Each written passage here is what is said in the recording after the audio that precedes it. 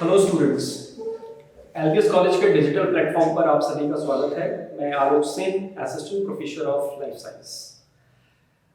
Actually ये कहना चाहूँगा कि यदि आपका विषय नर्सिंग है या पैरामेडिकल है और विशेष तौर पर यदि आप डिफरेंट टाइप के कॉम्पिटिटिव एग्जाम की तैयारी करना चाह रहे हैं, एग्जाम्पल के तौर पर यदि आप सीएचओ की तैयारी करना चाहते हैं या आप स्टाफ नर्स की तैयारी करना चाहते हैं, एम्स की तैयारी कर रहे हैं या पैरामेडिकल के किसी भी कोर्स का प्रिपरेशन कर रहे हैं, तो ये जो सीरीज होने वाली है या जो लेक्चर्स होने वाले हैं बड़े ही आपके काम की होने वाले हैं। उम्मीद करता हूँ आप रेगुलरिटी बनाए कर रखेंगे और इन लेक्चर्स को आप लगातार देखेंगे। सो अल्टीमेटली हम बात करेंगे आज एनाटॉमी की बात करेंगे। सबसे पहले हम डेफिनेशन को चेक कर रहे हैं कि एनाटॉमी का डेफिनेशन क्या होता है।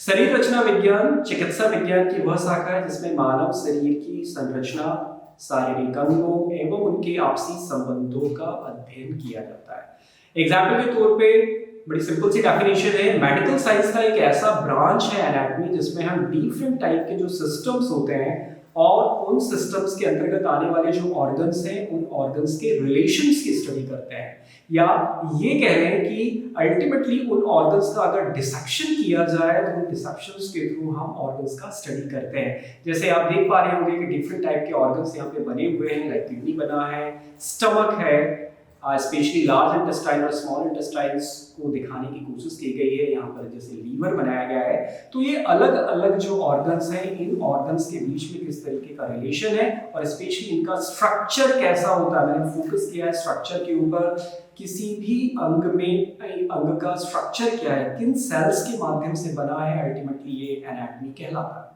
नाउ दैट क्वेश्चन ये होता है, दूसरी डेफिनेशन की ओर हम लोग आगे बढ़ते हैं, definition of physiology.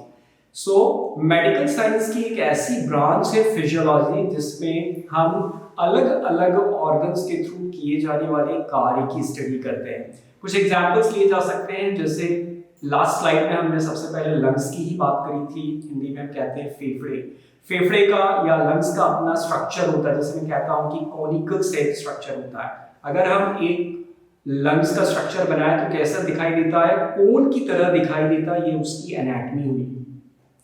Now that अगर हम फंक्शन की बात करें या फिजियोलॉजी की अगर हम चर्चा करते हैं तो फिजियोलॉजी मीन दैट हम फंक्शन की बात कर रहे हैं कि एक्चुअली जो फेफड़े होते हैं या जो हमारे लंग्स हैं वो क्या काम करते हैं। सभी को पता होना चाहिए, लंग्स गैसेस का एक्सचेंज करने, लाइक ऑक्सीजन और कार्बन डाइऑक्साइड का एक्सचेंज करने का काम करते हैं। यहाँ पर कुछ हमने इंग्लिश मटेरियल भी डाल रखा है, like physiology is the study of how the human body works. It describes the chemistry and physics behind basic body function, from how molecules behave in cell to how system of organ work together. very simple C definition है, हमारे organ किस तरीके से function करते हैं, किसी कोशिका के अंदर मॉलिक्यूल्स का क्या फंक्शन होता है, ये सारा कुछ हम मेडिकल साइंस के एक ब्रांच के अंतर्गत पढ़ते हैं जिसे हम फिजियोलॉजी कहते हैं। मेडिकल साइंस का अगला ब्रांच है साइटोलॉजी। हिंदी में जैसे नाम से हमें पता चल रहा है कोशिका विज्ञान। विशेष तौर पर इसमें कोशिका की उत्पत्ति या सेल का विजन, स्ट्रक्चर एंड फंक्शन का स्टडी किया जाता है, पढ़ा जाता है। सो अल्टीमेटली साइटोलॉजी को हम किस रूप में समझ पा रहे हैं, चिकित्सा विज्ञान या मेडिकल साइंस की एक ऐसी ब्रांच जिसके अंतर्गत हम विशेष तौर पर सेल की स्टडी करते हैं, सेल की उत्पत्ति किस प्रकार से हुई है, सेल का स्ट्रक्चर कैसा होता है और अलग अलग ऑर्गन में क्या अलग अलग प्रकार की सेल्स पाई जाती हैं, इन सभी चीजों की स्टडी साइटोलॉजी के अंतर्गत किया जाता है। एग्जाम्पल के तौर पर जैसे ये डायग्रामेटिकली अगर हम चीजों को समझने की कोशिश करें, ये दो सेल आपके सामने दिखाई दे रही हैं। मैं आपको बता दूं कि एक प्लांट सेल है और एक एनिमल सेल है। जो ग्रीन कलर में आपको दिखाई दे रहा है this is the plant cell and the second one is animal cell. यहाँ पर आप इनके कुछ ऑर्गेनल्स की भी लेबलिंग देख पा रहे हैं। उदाहरण के तौर पर जैसे राइबोसोम लिखा हुआ है, लाइसोसोम लिखा है, न्यूक्लियस है, तो ये सेल ऑर्गेनल्स हैं। साइटोलॉजी में हमें ये भी पढ़ने के लिए मिलता है कि एक पर्टिकुलर सेल की यदि हम बात करते हैं, फिर चाहे वो प्लांट सेल हो या एनिमल सेल हो, उसके सेल ऑर्गेनल जिसको हम हिंदी में कोशिकीय अंगक कहते हैं, वो क्या काम करता है। उदाहरण के तौर पर जैसे फर्स्ट पॉइंट की यदि हम बात करते हैं, जैसे राइबोसोम लिखा है, आप सभी स्टूडेंट्स को मालूम होना चाहिए राइबोसोम को हम प्रोटीन की फैक्ट्री के नाम से जानते हैं। ये कॉम्पिटिटिव एग्जाम में पूछा जाने वाला एक प्रश्न है, नोट करना चाहिए आपको। Ribosome is a protein factory of the cell के नाम से भी ये जाना जाता है। एग्जाम्पल के तौर पर lysosome, lysosome is a suicidal bag of the cell. तो प्लीज इसको भी नोट करना चाहिए, ये भी बहुत ज्यादा पूछे जाने वाले क्वेश्चंस में से एक है कि कोशिका की आत्महत्या की थैली किसे कहा जाता है, और उसका नाम आता है लाइसोसोम। एक और इसी से रिलेटेड प्रश्न पूछा जाता है कि कोशिका का ऊर्जा ग्रह किसे कहा जा रहा है, कोशिका का ऊर्जा ग्रह किसे कहते हैं हम, या सिंपल सा आंसर आपको देना होगा कि माइटोकॉन्ड्रिया को हम किसी कोशिका का ऊर्जा ग्रह या power house of the cell के नाम से ये जाना जाता है। सो साइटोलॉजी आप समझ गए, मेडिकल साइंस की एक ऐसी ब्रांच जिसमें हम विशेष तौर पर कोशिका की उत्पत्ति और उसके स्ट्रक्चर और फंक्शन की स्टडी करते हैं, साइटोलॉजी कहलाता है। नाउ दैट हिस्टोलॉजी, हिस्टोलॉजी का मतलब ये है टिश्यूज की इसमें स्टडी की जाती है, जैसे कि डायग्राम्स के माध्यम से आपको देखने को मिल रहा है। और मैं आपको यहाँ पे क्लियर कर दूं कि टिश्यू कहते किसको हैं। जब एक जैसा काम करने वाली कोशिकाएं आपस में इकट्ठा होती हैं, है ना, ऐसी कोशिकाएं जिनका फंक्शन और स्ट्रक्चर एक जैसा हो, जब वो आपस में इकट्ठा होती हैं तो उन्हें हम टिश्यूज कहते हैं। फॉर एग्जाम्पल हमारे रेस्पिरेटरी सिस्टम का टिश्यू या सेल अलग है just compare to digestive system. So ऐसी सेल्स जिनका स्ट्रक्चर और फंक्शन एक जैसा होता है, जब वो इकट्ठा होती हैं तो उन्हें टिश्यूज कहते हैं। और टिश्यूज की स्टडी विज्ञान की एक शाखा के अंतर्गत किया जाता है, जिसे हम हिस्टोलॉजी कहते हैं। नेक्स्ट हमारा जो ब्रांच है, हम मेडिकल साइंस की ब्रांचेस पढ़ रहे हैं, विशेष तौर पर एनाटॉमी के अंतर्गत आने वाली ब्रांचेस पढ़ रहे हैं। नेक्स्ट हमारी ब्रांच है एम्ब्रियोलॉजी। सो यदि हम एम्ब्रियोलॉजी की बात करते हैं, इसमें इसका जो डेफिनेशन ये कहता है कि इसमें निषेचन से भ्रूणीय अवस्था के 8 सप्ताह के मध्य में होने वाले भ्रूणीय विकास का अध्ययन किया जाता है। It studies embryonic development occurring in the middle of 8 weeks of the embryonic stage from fertilization. So यहाँ पे कुछ क्वेश्चंस जनरेट होते हैं। पहले तो ये कि डेफिनेशन क्या कहती है, एम्ब्रियोलॉजी का डेफिनेशन ये कहता है कि फर्टिलाइजेशन से 8 सप्ताह का जो भ्रूण होता है उसकी स्टडी करना एम्ब्रियोलॉजी के अंतर्गत आता है। क्वेश्चन ये होता है कि फर्टिलाइजेशन है क्या, ये भी एक प्रश्न होता है। तो फर्टिलाइजेशन में जैसे कि डायग्रामेटिकली हम चीजों को समझ रहे हैं कि जो जर्म सेल्स होती है, फॉर एग्जांपल स्पर्म की हम बात करते हैं, इसको सिंपली लिखा भी जा सकता है कि अगर हम स्पर्म की बात कर रहे हैं, स्पर्म अल्टीमेटली जब एक दूसरी जर्म सेल्स जिसको कि हम ओवम कह रहे हैं, ओवम से जब जाकर मिलता है तो अल्टीमेटली क्या बनाता है, जायगोट का निर्माण करता है, जायगोट, राइट। सो स्पर्म और ओवम का मिलना क्या कहलाता है, या ये कह लें कि स्पर्म जब ओवम को फ्यूज करता है तो उस सिचुएशन को हम फर्टिलाइजेशन कहते हैं। और आफ्टर फर्टिलाइजेशन जायगोट का फॉर्मेशन होता है। जायगोट आगे चलकर क्या बनाता है, जायगोट आगे चलकर एम्ब्रियो का निर्माण करता है, एम्ब्रियो का निर्माण करता है। सो एम्ब्रियो की जो ग्रोथ होती है, उस ग्रोथ को हम मेडिकल साइंस के एक ब्रांच के अंतर्गत पढ़ते हैं, जिसे कहीं ना कहीं क्या कहा जाता है, एम्ब्रियोलॉजी के माध्यम से हम समझ सकते हैं।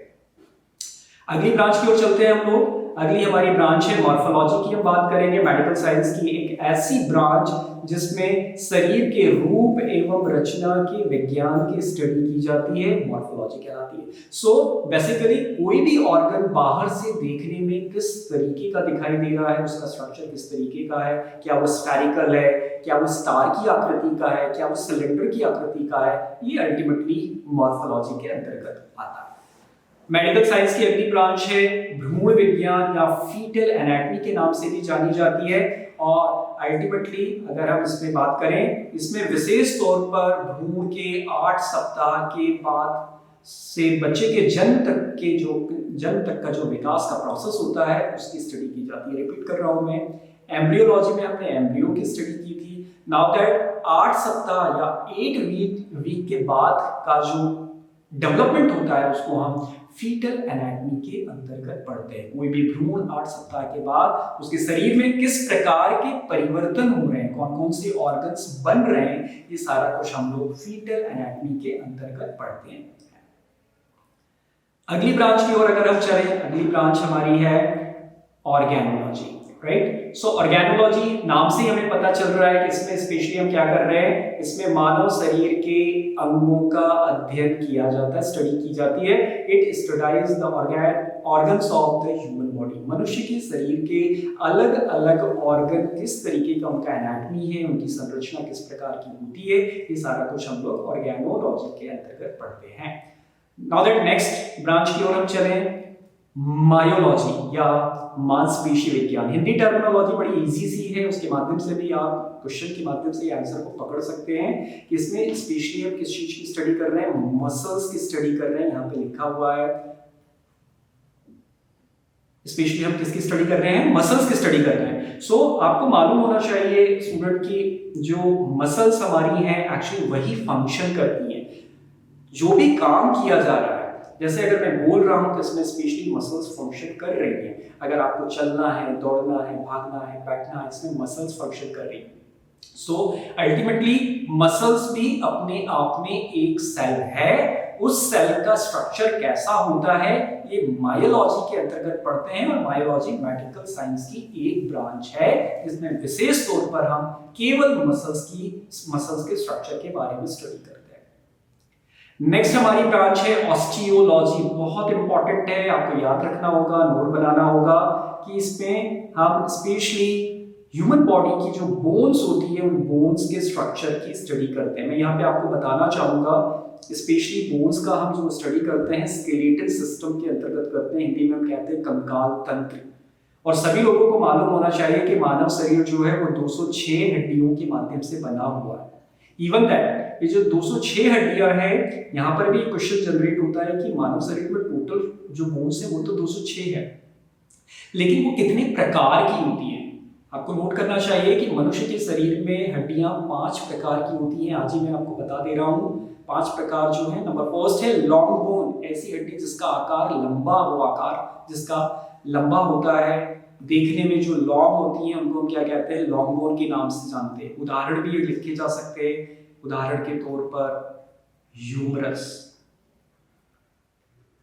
राइट। ये किसका एग्जाम्पल बनती है, ये लॉन्ग बोन का उदाहरण बनती है, right. Now that second bone का नाम होता है short bone. Short bone note कर सकते हैं आप लोग, शॉर्ट बोन। और अगर शॉर्ट बोन का हम एग्जाम्पल लें तो कार्पल बोन इसमें पढ़ा जाता है। कार्पल बोन आपको मालूम होना चाहिए रिस्ट में पाई जाती है, ठीक है। अल्टीमेटली अगर हम तीसरे बोन की तरफ जाते हैं, तीसरा बोन हमारा, मैंने जैसे बोला कि 5 प्रकार की हड्डियां हमारे शरीर में होती हैं। एक का हमने नाम दिया था लॉन्ग बोन। लॉन्ग बोन का एग्जाम्पल हमने नोट किया था, क्या लॉन्ग बोन का एग्जाम्पल था, सॉरी, ह्यूमरस। सो दूसरा बोन हमने पढ़ा शॉर्ट बोन। शॉर्ट बोन का एग्जाम्पल कार्पल बोन आपने पढ़ा। तीसरा बोन आप पढ़ सकते हैं फ्लैट बोन। फ्लैट बोन, और फ्लैट बोन का एग्जाम्पल आता है स्कैपुला, ठीक है, जो कि शोल्डर में पाई जाती है। किसका एग्जाम्पल बनाती है, फ्लैट बोन का एग्जाम्पल बनाती है, राइट। नेक्स्ट आप एग्जाम्पल नोट कर सकते हैं इर्रेगुलर बोन। ऐसी बोन जिसका कोई आकार प्रकार डिसाइडेड नहीं होता, उसको हम इर्रेगुलर बोन कहते हैं। जो हमारी वर्टिब्री है, जिसको हिंदी में हम लोग कशेरुका कहते हैं, वो इर्रेगुलर बोन का एग्जाम्पल बनाती है, राइट। नेक्स्ट बोन आता है सिस्मोइड बोन। ऐसा बोन जिसका शेप सिस्मोइड की तरह दिखाई दे, तिल्ली की तरह दिखाई दे, हिंदी में हम लोग पढ़ते हैं। और इसका एग्जाम्पल बनता है पटेला, जो कि आपके घुटने में पाई जाती है।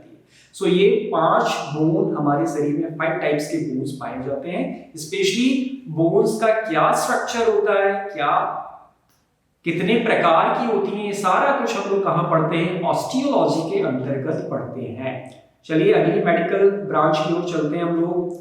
अगला हमारा जो मेडिकल ब्रांच है वो है टेरेटोलॉजी।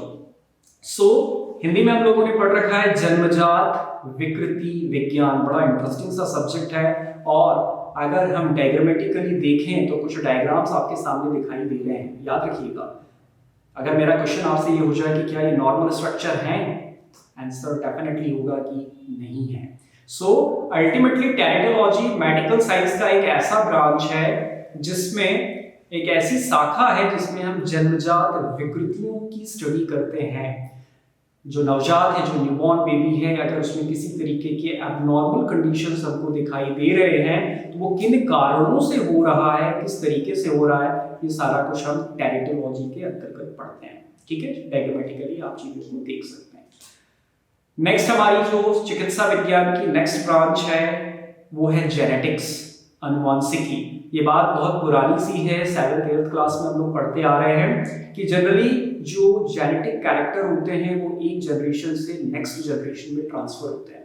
और बहुत सिंपली अगर हम समझने की कोशिश करें, लाइक हम लोग जो हैं, आप अपना एग्जाम्पल ले सकते हैं, कहीं ना कहीं अपने माता पिता की तरह दिखाई देते हैं, अपने रिलेटिव्स की तरह दिखाई देते हैं, हमारी हैबिट्स जो होती हैं वो हमारे पेरेंट्स की तरह होती हैं। सो इसके लिए कौन रिस्पॉन्सिबल है, सबको मालूम होना चाहिए, सभी साइंस फैकल्टीज को पता होनी चाहिए कि जो जेनेटिक कैरेक्टर्स होते हैं उसके लिए क्रोमोसोम रिस्पॉन्सिबल होते हैं। क्रोमोसोम जो कि कहीं ना कहीं जीन या डीएनए के माध्यम से बने होते हैं।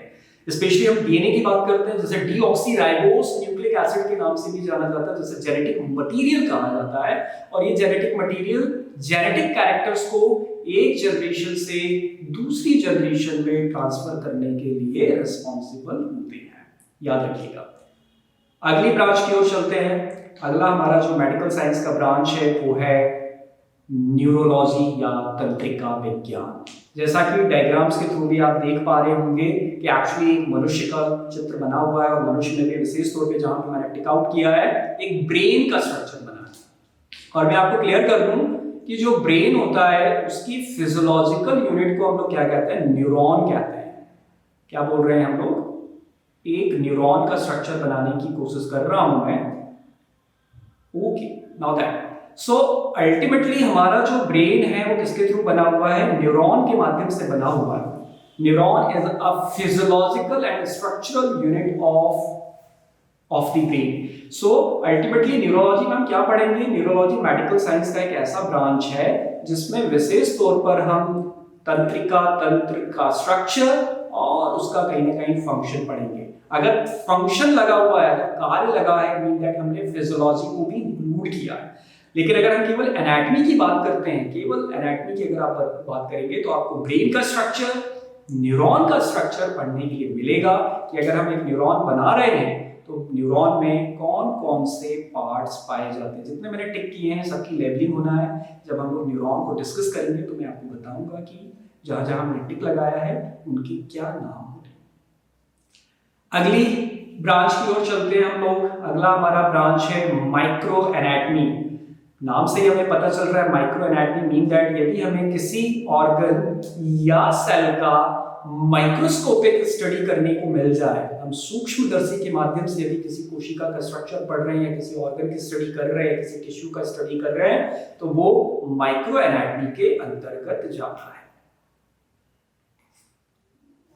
ओके, अगले ब्रांच की ओर चलते हैं हम लोग। मैक्रोस्कोपिक स्टडी या मैक्रोस्कोपिक एनाटॉमी की बात कर रहे हैं हम लोग। मैक्रोस्कोपिक एनाटॉमी, माइक्रो और मैक्रो में एक बात आप लोग याद रखें, माइक्रो मीन दैट हिंदी में हम कहते हैं सूक्ष्म, इतना सूक्ष्म जो कि हमें नग्न आंखों के माध्यम से दिखाई न दे। तो जब भी माइक्रो शब्द उपयोग में आता है मीन दैट हम माइक्रोस्कोपिक स्टडी कर रहे हैं, सूक्ष्मदर्शी से स्टडी कर रहे हैं। और मैक्रोस्कोपिक मीन दैट अगर आप नग्न आंखों के माध्यम से नेकेड आइज के थ्रू यदि किसी टिश्यू की स्टडी कर पा रहे हैं तो वो मैक्रोस्कोपिक एनाटॉमी के अंतर्गत जाता है। Next is regional anatomy. Regional का हिंदी मीनिंग कहीं ना कहीं क्या होता है, क्षेत्र होता है। जैसे यहाँ पे लिख रखा है क्षेत्रीय शरीर रचना विज्ञान। बहुत सरल तरीके से समझा जा सकता है कि हमारे शरीर में विशेष क्षेत्रों में विशेष प्रकार के अंग पाए जाते हैं। ठीक है, अगर जैसे हम बात करते हैं कि जैसे एक एग्जाम्पल इसमें दे रखा है थॉरेक्स, देख पा रहे हैं आप लोग थॉरेक्स। तो थॉरेक्स मीन दैट हम अपनी चेस्ट कैविटी की बात कर रहे हैं। बहुत सरल तरीके से समझिए, थॉरेक्स कैविटी एनाटॉमी में पढ़ा जाता है। थॉरेक्स कैविटी कौन बनाता है, अगर मैं यहाँ पर लिख पाऊं थॉरेक्स कैविटी में विशेष तौर पर रिब्स, स्टर्नम और वर्टिब्रा को शामिल किया जाता है। राइट? तो ये हड्डियां आपस में मिलकर, ये सभी बोन्स आपस में मिलकर क्या बनाती हैं? थॉरेक्स कैविटी का फॉर्मेशन करती है। और थॉरेक्स कैविटी कहीं ना कहीं लंग्स और हार्ट को प्रोटेक्ट करने का काम करता है, सुरक्षा देने का काम करता है। तो रीजनल एनाटॉमी में क्या समझ में आया कि यदि भाई हम थॉरेक्स की स्पेशली बात कर रहे हैं तो थॉरेक्स एक विशेष क्षेत्र है और उस क्षेत्र में कुछ विशेष प्रकार की ऑर्गन्स की स्टडी करने को मिलेगी। एग्जाम्पल है लाइक लंग्स और हार्ट की बात कर रहे हैं। सिंपली अगर मान लो एक और एग्जाम्पल की ओर हम बढ़ते हैं रीजनल एनाटॉमी में, जैसे दे रखा है हेड। अब आप लोग सभी जानते हैं कि अगर हम हेड की बात करते हैं तो हेड में स्कल को शामिल किया गया और स्कल के अंदर कुछ विशेष प्रकार के ऑर्गन्स होते हैं, जैसे ब्रेन एक एग्जाम्पल बन सकता है। सो रीजनल एनाटॉमी समझ में आ गया होगा कि कुछ विशेष प्रकार के क्षेत्रों में कुछ विशेष प्रकार के ऑर्गन्स पाए जाते हैं और उन ऑर्गन्स की स्टडी करना रीजनल एनाटॉमी के अंतर्गत आता है। लेक्चर्स देखने के लिए बहुत बहुत धन्यवाद आप सभी लोगों का। मैंने स्टार्टिंग में ही कहा था कि जो ये सीरीज होने वाली है, जो लेक्चर्स होने वाले हैं, ये पैरामेडिकल स्टाफ के लिए बहुत ही इंपॉर्टेंट होंगे। यदि आप कॉम्पिटिटिव एग्जाम में विशेष तौर पर सीएचओ का एग्जाम देना चाहते हैं, स्टाफ नर्स का एग्जाम देना चाहते हैं या कोई भी पैरामेडिकल का एग्जाम देना चाहते हैं तो ये लेक्चर्स आपके लिए उपयोगी होगी। अगली हमारी जो क्लास होगी, अगली क्लास हमारी विशेष तौर पर बॉडी रीजन्स और बॉडी कैविटी के ऊपर होगी। Thank you so much.